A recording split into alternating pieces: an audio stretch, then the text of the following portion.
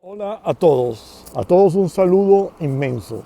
Hace 3 años me permití contarles cómo fue que sucedió el primer milagro económico alemán. Hoy voy de camino a casa y me encuentro en la ciudad de Wolfsburg, donde todo nació. ¿Qué fue lo que nació aquí? El segundo gran milagro económico alemán. Y eso está vinculado a esto que les voy a mostrar en estos momentos, a esa inmensa fábrica que pueden ver ahí. Aquí nació el segundo gran milagro económico alemán, hijo directo del primero. Y en unos minutos, cuando ya esté en autopista, les invito a hacerme compañía y les contaré lo que yo sé de cómo sucedió eso. Bueno, saludos a todos, bienvenidos a hacerme compañía aquí en la autopista. Como les dije, ya estamos en la A39, en la Autobahn 39 rumbo a la A7. Y bueno, trataré de contarles, de compartir con ustedes lo que yo conozco de cómo sucedió el segundo gran milagro alemán. El milagro económico alemán, el segundo, hijo directo y directo del primero, de aquel que les conté hace 3 años en el video precedente. Y este milagro económico alemán nació allí donde les mostré la fábrica original de Volkswagen, en Wolfsburg, una ciudad que no existía prácticamente y que no se llamaba así en los inicios. Voy a tratar de ser sintético lo más que pueda, porque el milagro económico alemán está ligado a algo que es un vehículo que a todo apasionado como yo lo une, el Volkswagen Escarabajo, el bocho como lo llaman en México.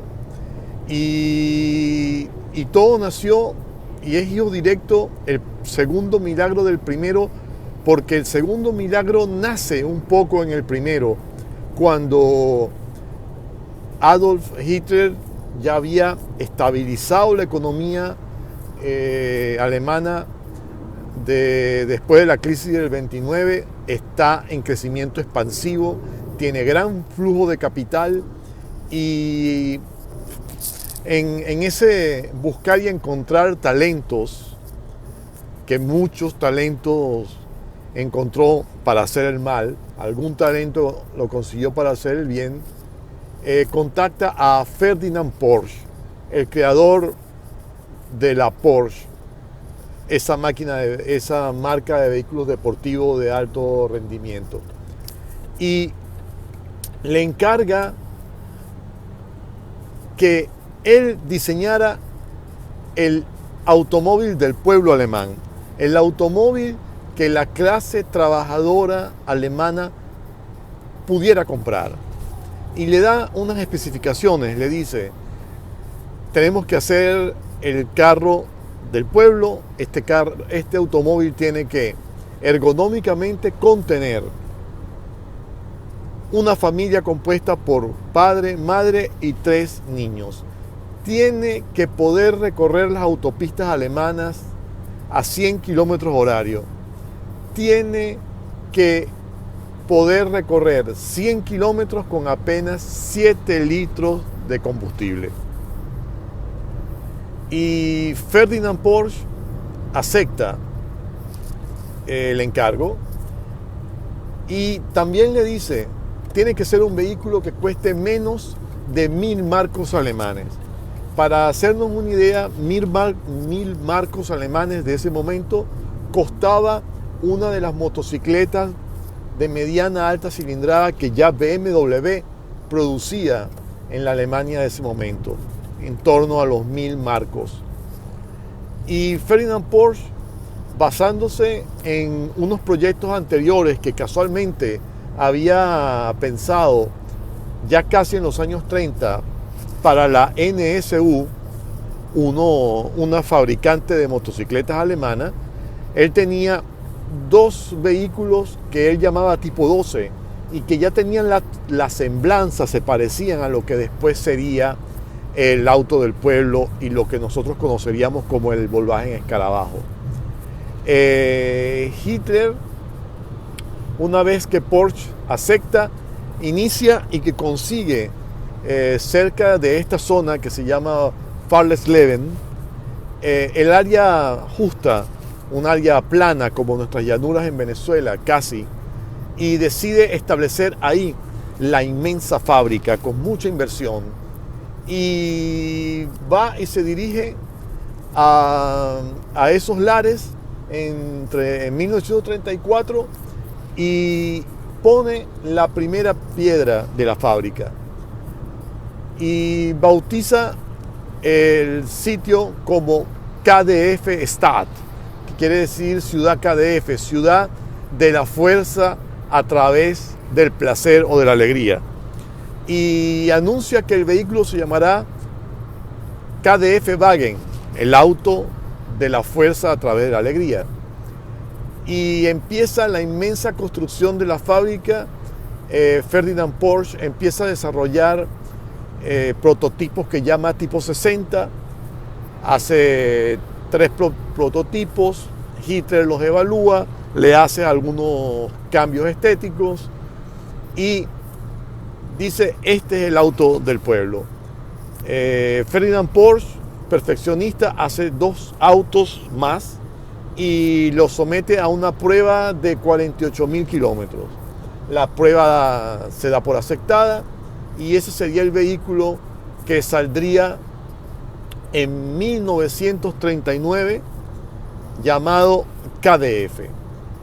El primer vehículo salió en 1939 y casualmente el año en que Hitler invade Polonia. Había pensado invadirla en el 38 y la invade en el 39. La fábrica arranca con 120.000 pedidos.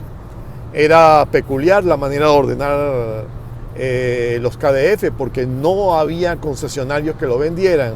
El trabajador alemán hacía la orden. En el momento que hacía la orden recibía una especie de libreta de ahorros y ahí tenía que ir comprando estampillas del gobierno alemán y pegarlas ahí.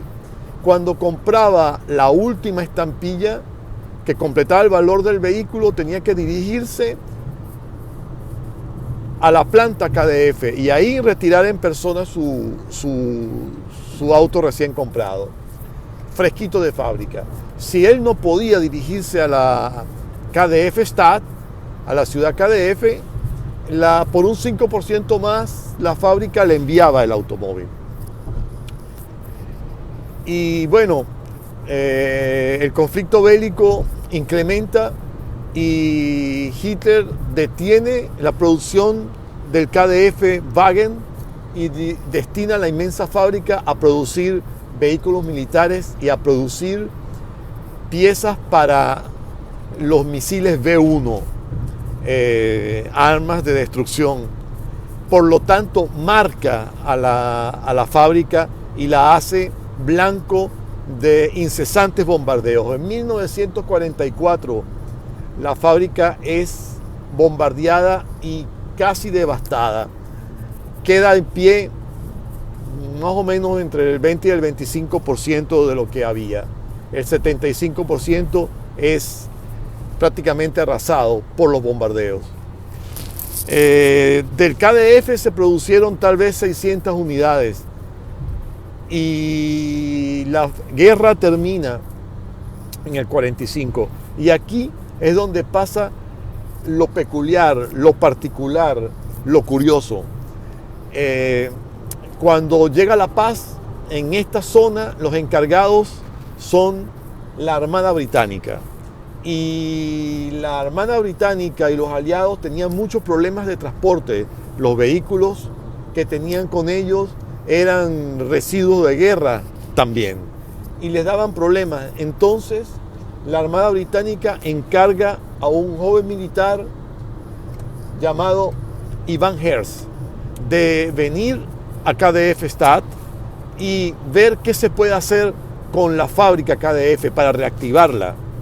Hertz viene y detecta que gran parte de las máquinas de elaboración de las partes del KDF habían sido conservadas en sótanos de la fábrica. Por lo tanto, estaban ahí en buenas condiciones y podían ser reposicionadas donde estaban cuando se paró la producción KDF. La Armada Británica se da cuenta también de otra cosa. Revisa sus registros de prisioneros y se da cuenta que en sus campos de prisioneros había muchos de los trabajadores de la KDF Werk, de la fábrica KDF, y los liberan y los hacen volver a su ciudad y los ponen bajo las órdenes, ya como civiles, en tiempos de paz, de Ivan Hertz. Y Ivan Hertz, junto a esta gente, reorganiza la fábrica y esa sección que reorganiza rápidamente la pone a producir a su máxima capacidad y en 1946 produce 10.000 vehículos de una orden inicial de la Armada Británica de 20.000 vehículos a finales del 45. Hertz y un grupo de prisioneros de guerra. En el 47 el clima cambia, el clima político cambia, y para que ustedes vean lo absurdo de la guerra, la Armada Británica decide que hay que buscar un alemán que se encargue de la planta de la producción del carro del pueblo. Y también deciden que no se puede llamar más KDF y deciden bautizar la ciudad con el nombre de un castillo medieval muy cerca de la fábrica, que aún permanecía ahí, que se llamaba Wolfsburg, y así bautizan la ciudad. Y dicen que la fábrica no se llamará más KDF Werk, se llamará Volkswagen, que significa el auto del pueblo. Y ahí nace el emblema de la VW que todos conocemos. Y en 1949, cuando ya Ivan Hertz y habían conseguido este alemán llamado Heinrich Norfolk ya había incrementado la producción, habiendo recibido la fábrica en el 47, había incrementado la producción y Norfolk recibe oficialmente en nombre del gobierno alemán de parte de los aliados la fábrica. La Armada Británica y los aliados le entregan en 1949 al gobierno alemán, a la nación alemana, la fábrica Volkswagen. Y ya en ese momento la fábrica Volkswagen representa más del 45% de la producción industrial de Alemania, de ese momento, 1949. En ese mismo año, Norfolk empieza a mejorar el escarabajo, mejora el carburador, hacen que mejoren el tablero de control y la caja de cambios, hace que le instalen sincrónicos para que sea más fácil de operar.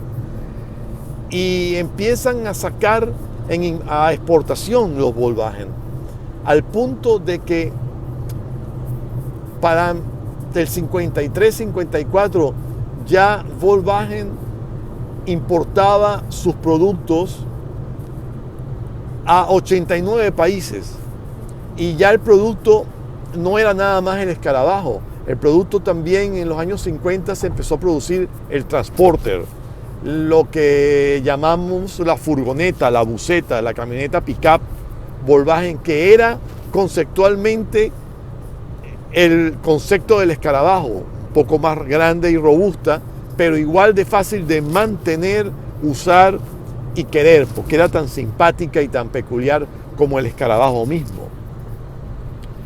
Y A mitad de los años 50 se llega al 1.000.000 de escarabajos producidos y Norfolk decide invadir el mercado norteamericano y para eso lleva consigo el primer producto de Porsche, el Porsche 356. Entran por Nueva York y todo aquel que quisiera vender Porsche tenía que vender escarabajo. Y así llegaron y la fábrica siguió en su avance expansivo y se fundó no solo Volkswagen de América, se abrieron las plantas en México y posteriormente la planta en Brasil. Y ese vehículo espartano, fuerte, económico en precio y económico en consumo, fue el motor propulsor del segundo gran milagro económico de Alemania. En un modelo, un concepto, un diseño, un proyecto de mitad de los años 30 que fue producido como primera unidad en 1939. En Alemania cesa su producción en 1978, pero en Sudamérica, específicamente en la planta de México, de Ciudad de México, el último escarabajo sale en 2003. Para ese momento se habían vendido un poco más de 21 millones de Volkswagen escarabajo, sin contar el transporter. 6 millones más que el Ford T de Henry Ford. Hoy en día, Volkswagen es un monstruo global de la producción automotriz, pero el milagro económico alemán nace y es concentrado en esa imagen de mecánica simpatía que significa y que representa el Volkswagen escarabajo. Ese mismo carrito que a todos nos ha pintado alguna vez en la vida una sonrisa. El Volkswagen escarabajo, su versatilidad y todo el culto que representan son el motor propulsor del segundo milagro económico alemán. La genialidad de Ferdinand Porsche, las intenciones y el concepto del auto del pueblo de Adolf Hitler dieron un paso más allá y consiguieron el cariño y el amor no solo de la Armada Británica, sino de mucha gente a nivel mundial, y todo eso es el compendio que produjo el segundo gran milagro económico alemán, que aún, en mi opinión, tiene secuelas beneficiosas en la economía actual alemana. Allí, donde les mostré parte de la inmensa fábrica original del Volkswagen escarabajo, en su tiempo llamado KDF. Gracias por hacerme compañía en Autopista. Gracias una vez más por visitar mi canal y espero sea de utilidad. Y a todos un saludo. Muchas gracias.